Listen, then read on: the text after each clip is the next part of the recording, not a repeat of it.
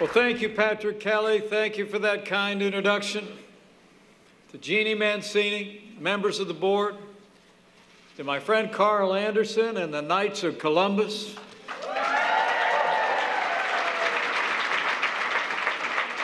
to Beverly LaHaye and Jim Daly, and to all of you. We're the Pences, and we're pro-life.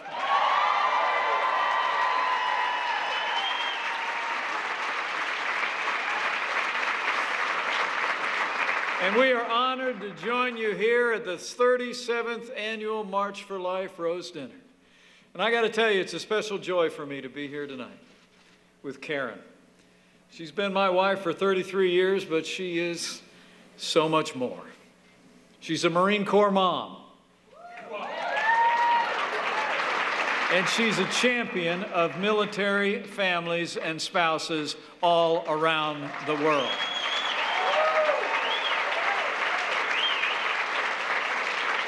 In case you hadn't heard about it, she's even an art teacher at a Christian school.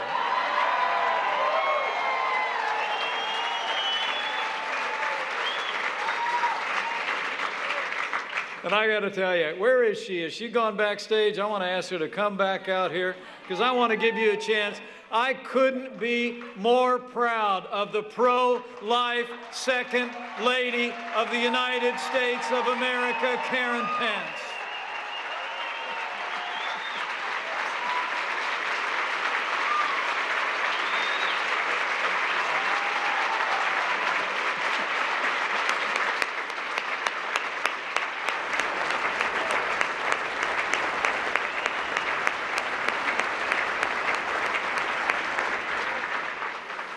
Isn't she something? And I'll tell you, before I go one step further, let me mention a friend of mine. I just left his office a few minutes ago. I told him I was headed your way. He's a leader whose heart you heard today at the March for Life. Once again, I bring greetings from the 45th President of the United States of America, President Donald Trump.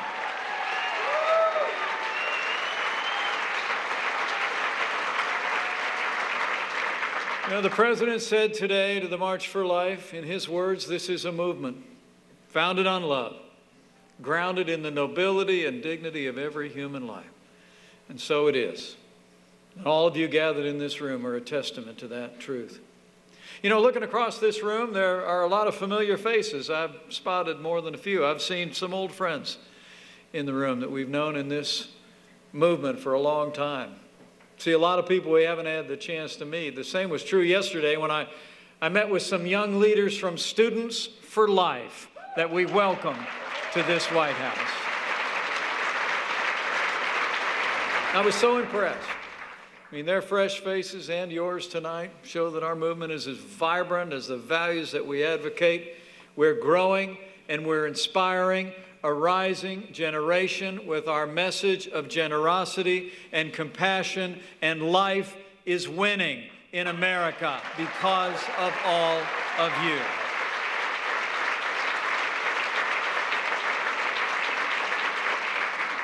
I got to tell you, though, surrounded by all those college students yesterday, I kind of made us feel a little bit like old timers.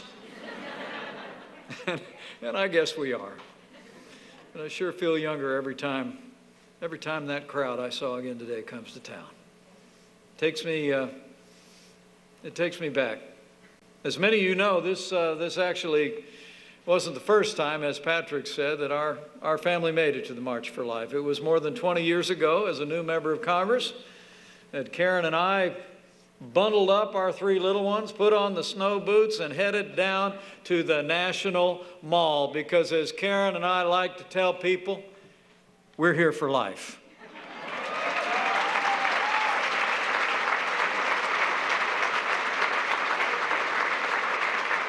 You know, it really is remarkable to think about everything that's happened over all those years. The progress we've made, the hearts that have been touched, the lives that have been changed, the lives that have been saved. But standing on that stage today and now standing here tonight, it seems to me like we've reached another level of optimism. Today, as never before, I sense it everywhere I go in this country as I meet pro-life Americans, as I see this rising generation embracing life as never before. This movement is filled with hope that we will restore the sanctity of life to the center of American law.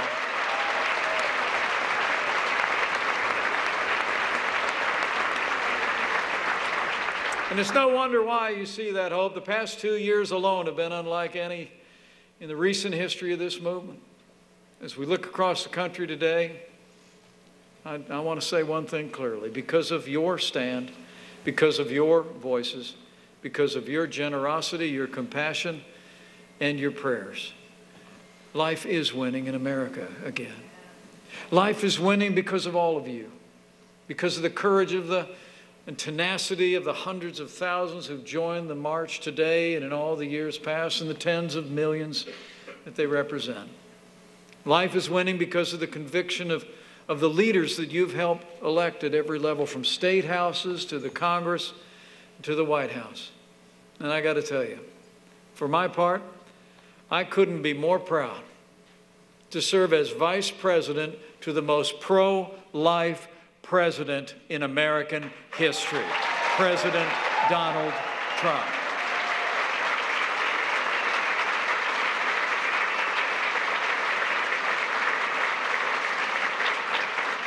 You know, I've seen this president in action, and we'll talk tonight a little bit about the progress that we've made together under President Trump's leadership, but I've also seen his regard for all of you in the March for Life. You know, I told Patrick a little bit earlier that back when we visited the March for Life for the first time 2 years ago, it was really my great honor. But it kind of just came about one day. I mean, that day, I think the Prime Minister of the United Kingdom was visiting the White House, and the President and I were talking in the Oval Office, and he was told that he wasn't going to be able to, you know, get word down or go visit. And it was kind of funny because he said, "Oh, I'm kind of disappointed because we're busy." And I looked at him across that resolute desk and I said, "Well, you know, I said, they actually invited me too." And he said, "They invited you to go to the march?" And I said, "Yeah, I mean, they, you know, asked me to come down." And he said, "Well, you should definitely go and do that." And it was my great honor to be the very first Vice President of the United States to address the March for Life, not once, but twice.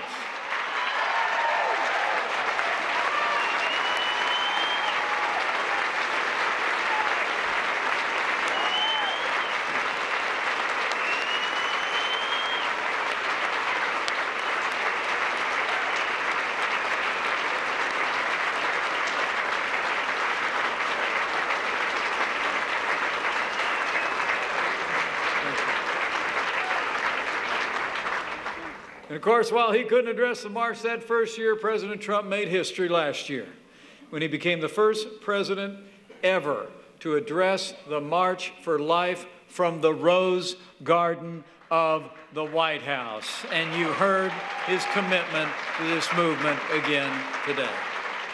But you know, it's not just about speeches that we give and where we show up. In this administration, it's all about results. In this pro-life administration, across the board, we've been working every day to keep our promise to stand with all of you without apology for the sanctity of human life. In one of his very first acts, President Trump reinstated the Mexico City policy, and now we will ensure that our foreign aid dollars never go to groups that promote abortions abroad.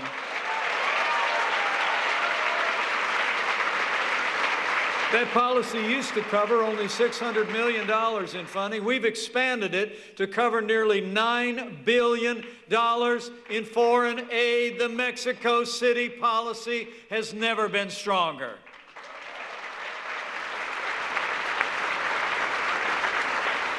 And President Trump withdrew the United States from the United Nations Population fund, preventing tax dollars from supporting forced sterilization or abortion overseas. And here at home, under this president's leadership, we've been upholding the conscience rights of doctors and nurses. We're taking action to stop Title X funding from going to any organization that performs abortions across this country. And this president signed into law a law that allows states to withhold federal funding from abortion providers. And it was my high honor as vice president to cast the tie-breaking vote to empower all 50 states to defund Planned Parenthood. We got it done.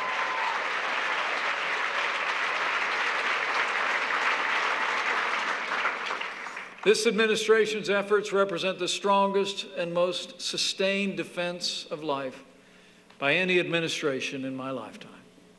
And all of us here today know that it's true. But frankly, so does the other side. And they're desperate to roll back the progress that we've made. In fact, just last week, the new majority in the House of Representatives passed a bill that would repeal the Mexico City policy. And while our administration, as the President said today, supports the effort to permanently ban federal funding for abortion, leading Democrats today now promise to open the floodgates to taxpayer-funded abortions by repealing the Hyde Amendment. So to all of you gathered here and to those looking on, let me be clear. President Donald Trump will veto any bill that weakens protection for human life.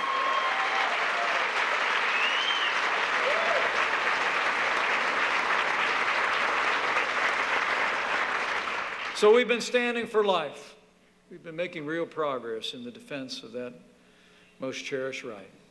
To uphold all the God-given liberties enshrined in our Constitution, despite unprecedented obstruction in the United States Senate, we've also been appointing strong conservatives to our federal courts at every level, and we're just getting started.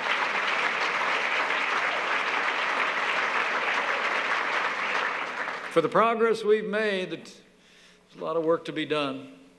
You know, at the start of this year, 70 of our judicial nominees were still awaiting a vote in the United States Senate. These are exceptionally qualified men and women, all principled conservatives who will interpret the Constitution as written. They all deserve swift confirmations and bipartisan support. And while we're on the topic, I just got to ask, how could the party of John Fitzgerald Kennedy tolerate discrimination against a nominee simply because he belongs to the Knights of Columbus? The party of JFK is better than that. Nebraska's Brian Boucher should soon be Judge Brian Boucher.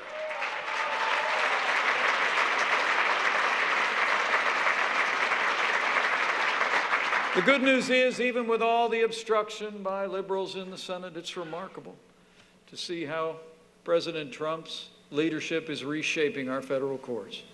In our first 2 years, we actually set a record for the most Court of Appeals judges confirmed in the first 2 years of any administration in American history, and they are all principled conservatives, and that doesn't even include Justice Neil Gorsuch or Justice Brett Kavanaugh.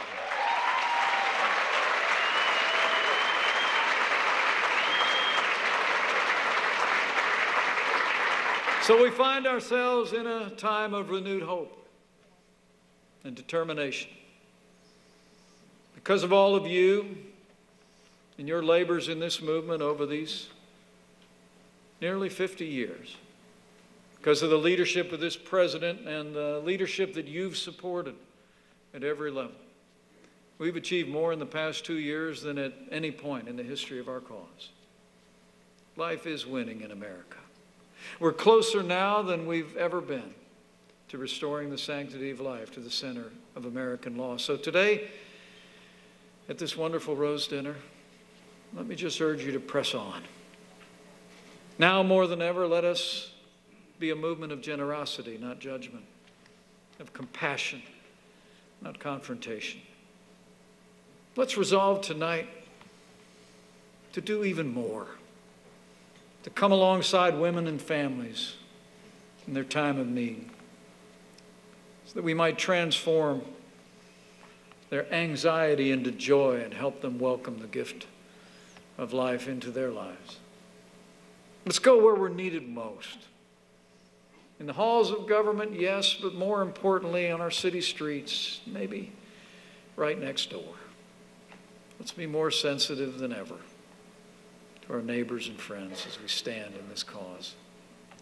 And let's do as this year's march has done and illuminate the truth that life with the light of science will expand the sanctity of life. Science is our friend in the cause of human life.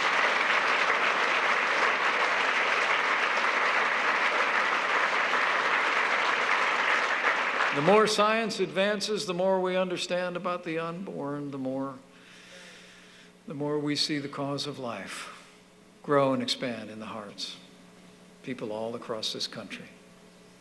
And in the days ahead, let's also resolve to tell the story of not what we're fighting for, but who. Let's tell the stories of the changed lives and the saved lives as never before. Let's not just appeal to the mind of the American people. Let's appeal to their hearts. You know, this week we got a letter from a little girl who I actually had the privilege of meeting at the White House today. She came to the March for Life. And just over a decade ago, her mom was facing a time of great crisis. As she told me today, along with her daughter, she found herself in a crisis pregnancy and a difficult relationship, more difficult than I could imagine. She sought help from a faith-based clinic called Stanton Healthcare. There she found not judgment, she found love, compassion, support, and care. And she chose life. And that little life was sitting right next to me at the White House today.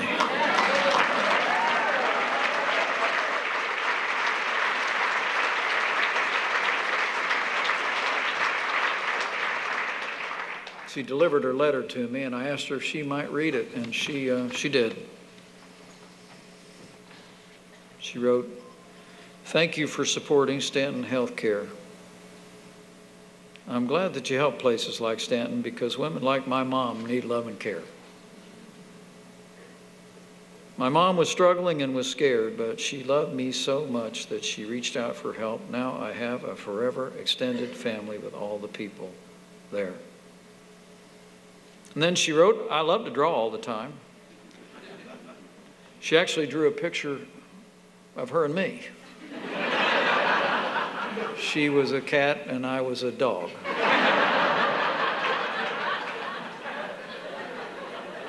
She said, "I enjoy learning to speak Portuguese and Mandarin Chinese."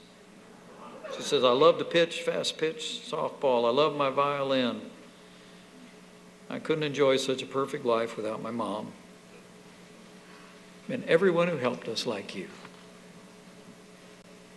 Thank you for supporting life."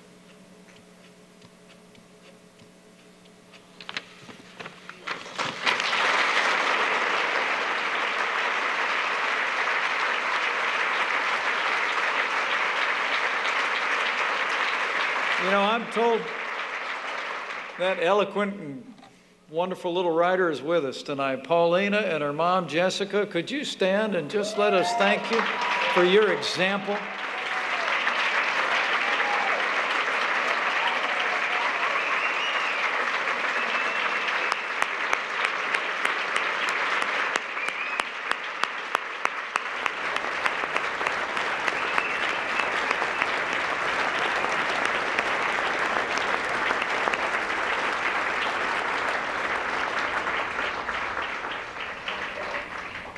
amazing mom. What an amazing little girl.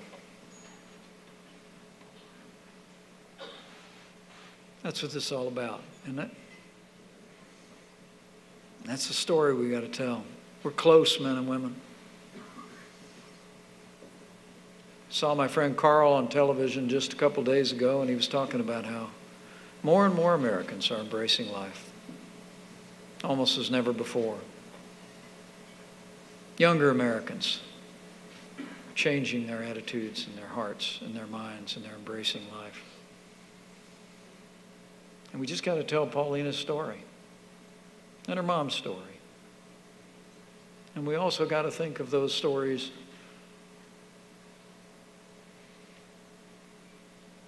that we'll never know. You know, we think of the tens of millions of abortions over the last 46 years. We think of the numbers, but I thought my old friend Henry Hyde probably captured it best. I served in the Congress with Henry Hyde, and I dyed my hair to look more like him.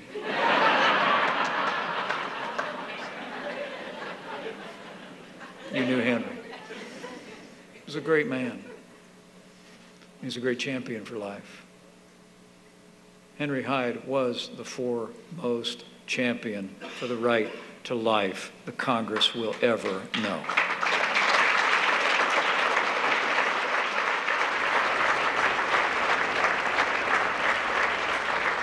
But Henry spoke words I heard long ago, and I've never been able to shake them.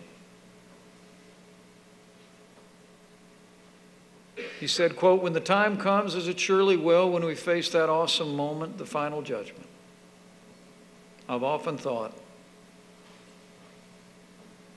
that it would be a terrible moment of loneliness. You have no advocates. You're standing alone before God, and a terror will grip your soul like nothing you can imagine." But Henry said, "I really think those in the pro-life movement will not be alone. I think there'll be a chorus of voices that have never been heard in this world, but are heard beautifully and clearly in the next. And they'll speak up for everyone who's been in this movement. They'll say, spare them, because they loved us. So thank you for loving them too."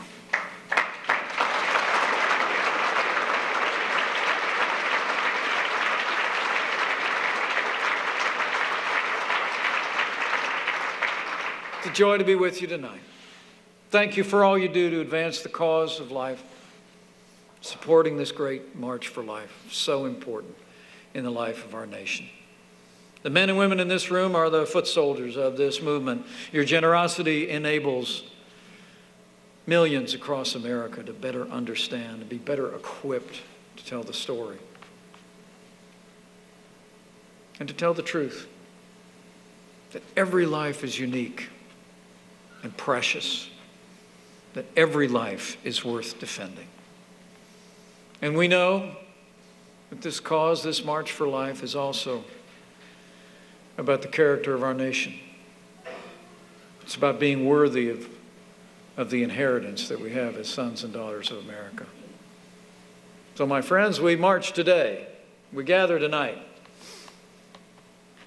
and we will march tomorrow, because we hold fast to our nation's most cherished ideals.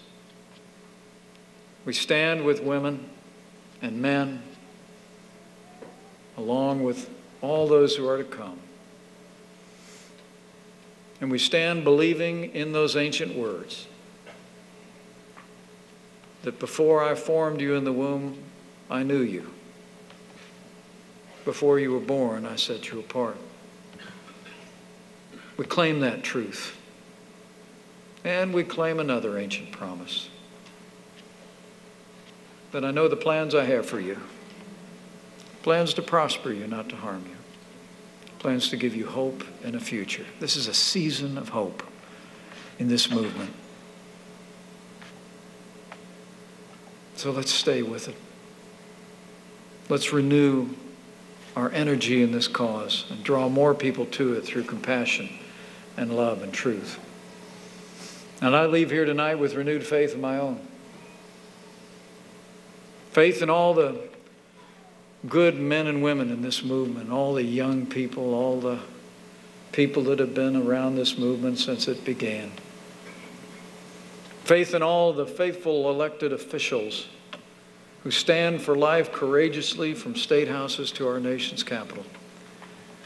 Faith in that president I serve alongside to keeping his promises to all who labor in the cause of life.